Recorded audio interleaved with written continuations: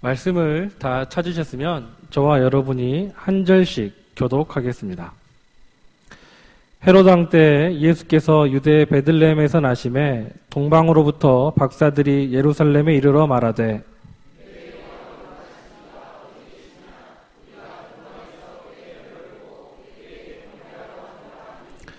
헤롯 왕과 온 예루살렘이 듣고 소동한지라.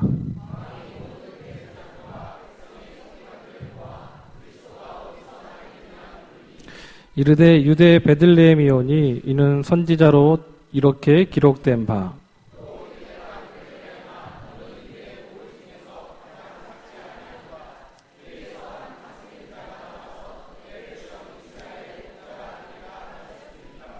이에 헤롯이 가만히 박사들을 불러 별이 나타난 때를 자세히 묻고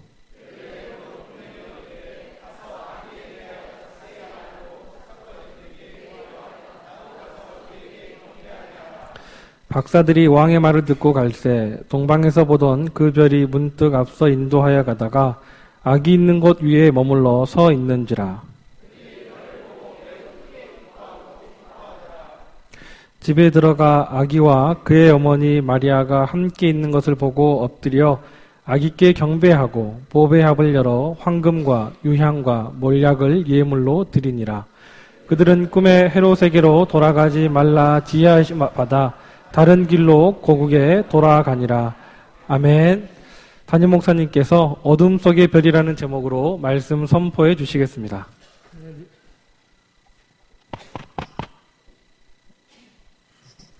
할렐루야. 여러분들이 우리 교회를 이렇게 보시면은 동쪽에서 보면은 십자가가 이렇게 크게 창으로 나 있고 또 저쪽에서 보면은 배의 모습과 비행기의 모습이 이렇게 상징적으로 설계가 되었습니다. 그 이유는 우리 교회가 이 신항이 있는 인천 신항이 있고 인천공항이 있는 곳에 우리 수출의 항구가 되어서 복음을 수출하는 교회가 되었으면 하는 소원 때문에 그렇게 했습니다. 근데 참 감사한 것은 오늘 이렇게 들어오다 보니까 우리 일본에서 민영이 어디 있어요? 일어나봐요. 일본에서 또 오늘 이렇게 보니까 독일에서 오신 분도 있네요. 독일에 잠깐만 일어나 주시겠어요? 예. 또 혹시 외국에서 오신 분들 계십니까? 좀 혹시 없습니까? 그리고 또 감사한 것은 제가 이 91년도 선악동 태산아파트 2동 204호 거실에서 이 연수구에서 복음을 전하기 시작했는데 그건 한 7년, 6, 7년 된 것 같습니다. 그런데 이 크리스마스 때 방송에서 취재 온 것은 처음이거든요. 오늘 CBS에서 오늘 우리를 취재하러 왔는데 잠깐만 한번 예, 우리 이분들을 위해서 박수 한번 치겠습니다. 예, 앉으시죠. 감사합니다. 기도하겠습니다. 하나님 아버지 감사합니다. 약한 자를 들어 강한 자를 부끄럽게 하시는 주님, 사람의 약함을 통하여 하나님의 강하심을 보이시는 주님, 하나님 연수구가 처음 시작할 때 장화 아내 없이는 살아도 장화 없이는 살 수 없다고 하던 그 시절 한 아파트 거실에서 시작했던 이 교회가 이제 세계를 품을 수 있는 기틀을 마련해 주신 것을 감사를 드립니다. 오늘 거룩한 또 축하할 수 있는 성탄절에 하나님 외국에서 귀한 일들을 감당하는 사람들이 함께 나와 이렇게 예배드릴 수 있도록 도우신 주님, 이것이 시작이 되어서 세계의 많은 사람들이 이곳에서 말씀을 듣고 복음을 수출하는 교회가 되게 하여 주옵소서. 특별히 이 시간에 부족한 종이 말씀을 전하겠사오니 하나님 부족한 종은 감차 주시옵시고 오직 성은 운반자로만 쓰임받게 하여 주옵소서. 예수님의 이름으로 기도드리옵나이다. 아멘. 할렐루야. 우리 찬양대 칸타타 참 수고 많이 하셨고 많은 은혜 받았습니다. 오늘 이제 제가 말씀을 전할 시간은 한 10분 이내인 것 같습니다. 가능하면 우리 시간을 마치려고 하겠습니다. 이 크리스마스와 가장 관계가 되어 있는 빼놓을 수 없는 것은 아마 별일 겁니다. 이 장식에도 별이 있고 크리스마스 이 별은 아마 떼놓을 수 없는 것일 겁니다. 왜 이렇게 어둠 속의 별일까? 주전 1세기 후반부터 주 1세기까지 팔레스타인과 그 변방 여러 나라를 통치하던 왕가의 이름은 헤롯이라고 하는 왕가입니다. 본문에 나오는 헤롯 1세는 헤롯 안티파텔의 장자였는데 25세 때 갈릴리 지사가 되었다가 주전 37년에 로마의 원로원에 의해서 유대 왕으로 임명받았다고 합니다. 그가 유대인의 환심을 사려고 40여 년에 거쳐서 성전을 건축하고 갖가지 회유책을 썼으나 그 자신이 워낙 성격이 난폭한 인간이었기 때문에 끝내 유대인의 적이 될 수밖에 없었습니다. 그에게는 10명의 첩이 있었다고 합니다. 거기서 태어난 수많은 자녀들도 있었습니다. 그는 그의 아내 마리암네를 죽이고 그녀의 두 아들 아리스토블루스와 알렉산더 칼로 죽였을 뿐만 아니라 그의 장모도 죽이고 그의 할아버지와 계모도 죽이고 또 조금이라도 자기 권위에 도전할 수 있는 가능성이 있다고 한다면 자식, 장인, 할아버지 할 것 없이 이렇게 사람을 파리 목숨처럼 죽이는 아주 캄캄하고 어두운 시대였습니다. 이때 별이 나타났지요. 이 별은 베들레헴의 별은 어떤 것이었습니까? 소망을 주는 별이었습니다. 어두운 밤하늘에 반짝이던 별, 그것은 암흑 속에 신음하던 인류를 해방시키고 그들에게 구원과 행복을 주기 위한 그리스도의 탄생을 구하는 별이었습니다. 동방의 박사들만이 그것을 알았습니다. 아무도 몰랐던 이 베들레헴의 새벽별, 수천 년을 두고 예언되었던 메시아, 수백 년을 두고 기다리고 고대했던 유대인의 희망, 그리스도가 태어났던 그 상징 별이었습니다. 베들레헴의 별은 그것을 알려주는 별이었지만 안타깝게도 그렇게 기다리고 기다렸던 사람이 아기 예수님을 맞이하지 못했다는, 축복의 기회를 갖지 못했다고 하는 아쉬움이 있습니다. 악한 군주 밑에서 성경을 풀어주고 그에게 아부하며 살아가는 제사장과 서기관들, 그들은 그리스도가 베들레헴에서 나신다는 것을 알고 헤롯 왕에게 보고하면서도 메시아의 탄생을 외면했습니다. 참으로 안타깝고 슬픈 일이 아닐 수 없습니다. 주님의 탄생을 구하는 별이 나타났다는 본문의 기사가 하나의 우화이거나 상징이 아니라 분명한 역사상의 사건이었다는 것을 여러 가지로 확증되어 왔습니다.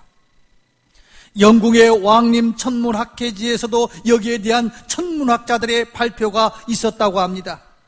우리나라 삼국사기에도 신라 박희거스 때에 52년 2월에 한 개의 혜성이 나타났다고 하는 기록이 있는가 하면 중국에서도 건평 2년 2월부터 70일간 혜성이 나타났다는 사료가 있는데, 그린지 천문대 다비드 링크씨 등 3명의 천문학자들은 그것이 그리스도의 탄생 때에 나타난 별이었음이라고 입증했다고 합니다. 왜 예수님의 탄생의 별의 출현을 계시했겠습니까? 하나님의 말씀 요한계시록 22장 16절에서 나는 다윗의 뿌리요 자손이니 곧 광명한 새벽별이라고 주님 자신이 말씀하셨습니다. 별은 소망의 상징입니다. 어둡고 캄캄한 방향을 알 수 없을 때 이 별이 나타났습니다. 소망의 별이 오셨습니다. 베드로후서 1장 19절에서 또 우리에게는 더 확실한 예언이 있어 어두운 데를 비추는 등불과 같으니 날이 새어 샛볕에 너희 마음에 떠오르기까지 너희가 이것을 주의하는 것이 옳으니라 라고 이야기하고 있습니다. 샛별, 이것을 새벽별로 표현하기도 합니다.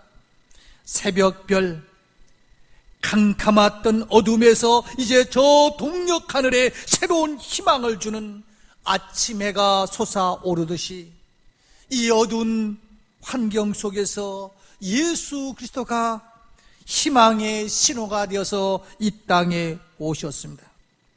베들레헴의 새벽별은 바로 이 희망을 우리에게 비춰주시는 겁니다.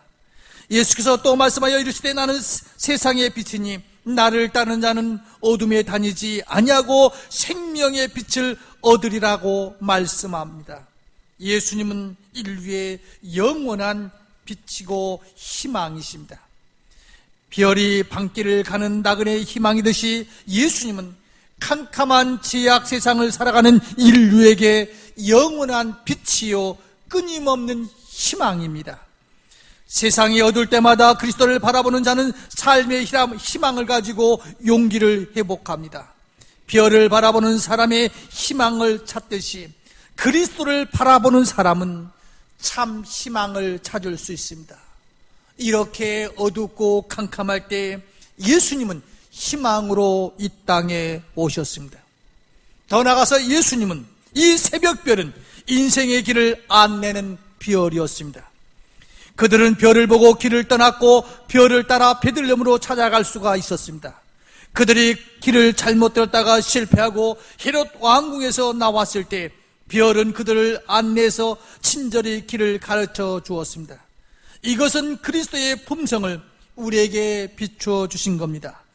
별은 인간 세계에서 가장 먼 곳에 있으면서 가장 가깝게 느끼는 천체입니다. 별은 지구로부터 수백 광년, 수십억 광년 떨어져 있지만 별처럼 가깝고 친근하게 느끼는 것도 별로 없을 것입니다.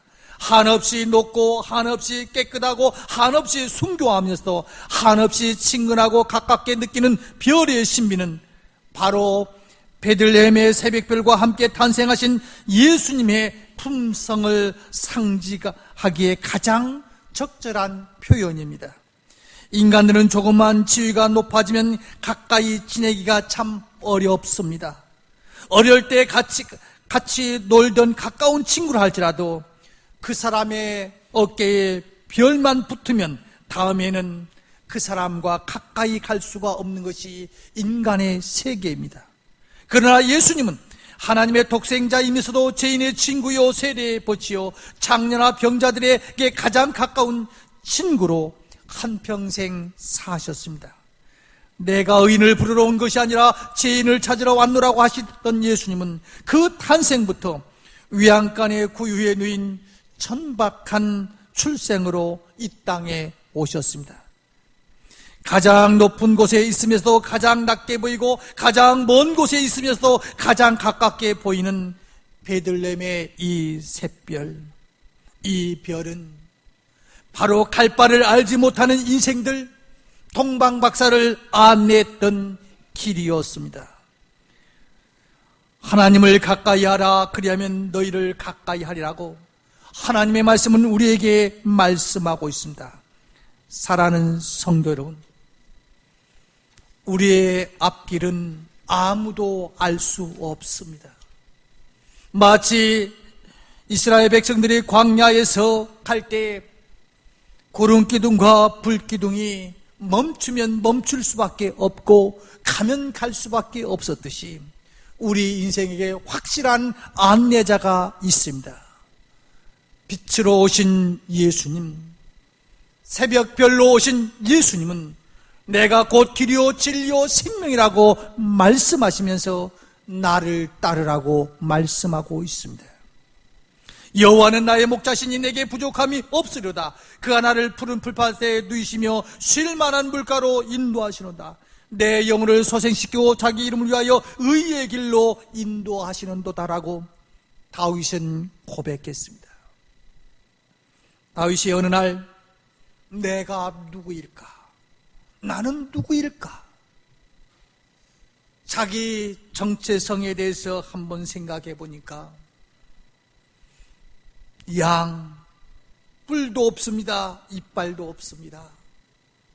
아주 가장 순진하고 순수하고 악한 것은 모르는 양일 것 같은데 가만히 자기가 목자가 되어서 양을 키워보니까 내 심보고 똑같은 거예요. 근실에서 조금만 멀리 떨어지면은 그 무리에서 이탈되면 집에 찾아오지 못하는 그러한 양. 거기다가 속은 어떤지 아십니까? 어떤 사람들이 양을 연구하다 보니까 이 양이라는 놈은 겨울철에는 절대로 같이 붙어 자지를 않는데요. 왜요? 상대가 나 때문에 뜨뜻해지는 것을 꼴보기 싫어서. 그리고 여름에는 절대로 떨어져서 자지 않고 붙어 잔대요. 저놈이 시원한 걸 꼴보기 싫으니까. 내가 비록 덥더라도 저놈이 시원해서는 안 되니까. 이런 것이 양인데, 다윗이 난데, 이런 내가 바르게 가려면 여호와가 나의 목자가 돼서 가는 길밖에 내가 살 길이 없다고 다윗은 시편 23편에서 고백하고 있습니다. 사랑하는 성도 여러분,